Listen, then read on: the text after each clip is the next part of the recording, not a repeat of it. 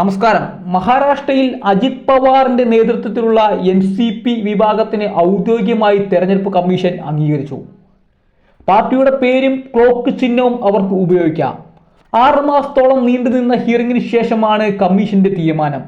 ജയന്ത് പട്ടേൽ പ്രസിഡന്റായ ശരത് പവാർ പക്ഷത്തിന് 27 നടക്കുന്ന രാജ്യസഭാ തെരഞ്ഞെടുപ്പിന് മുമ്പായി പുതിയ പേരും ചിഹ്നവും അനുവദിക്കുന്നതിന് 3 നിർദ്ദേശങ്ങൾ വീതം നൽകാനും സമയം നൽകിയിട്ടുണ്ട്. ഇന്ന് വൈകിട്ട് 6-നകം ഇത് കമ്മീഷന് നൽകണം. അല്ലാത്ത പക്ഷം ശരത് പവാർ അനുകൂലികളെ സ്വതന്ത്രരായി കണക്കാക്കും.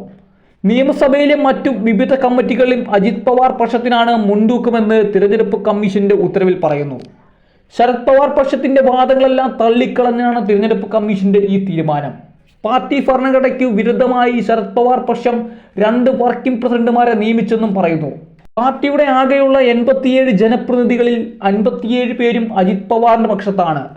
ഇതിനു പുറമെ പാർട്ടിയുടെ പ്രഖ്യാപിത ലക്ഷ്യങ്ങൾ, ഭരണഘടന എന്നിവയും അജിത് പക്ഷത്തെ അംഗീകരിക്കുന്നുവെന്ന് കമ്മീഷൻ ഉത്തരവിൽ പറയുന്നു.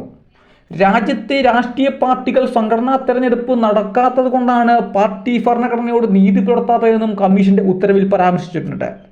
തിരഞ്ഞെടുപ്പിന് പകരം ഭാരവാഹികളെ നിയമനമാണ് നടക്കുന്നതെന്നും കമ്മീഷൻ ചൂണ്ടിക്കാട്ടി. വിധിക്കെതിരെ സുപ്രീം കോടതിയെ സമീപിക്കുമെന്ന് ശരത് പവാർ പക്ഷം പ്രഖ്യാപിച്ചിട്ടുണ്ട്.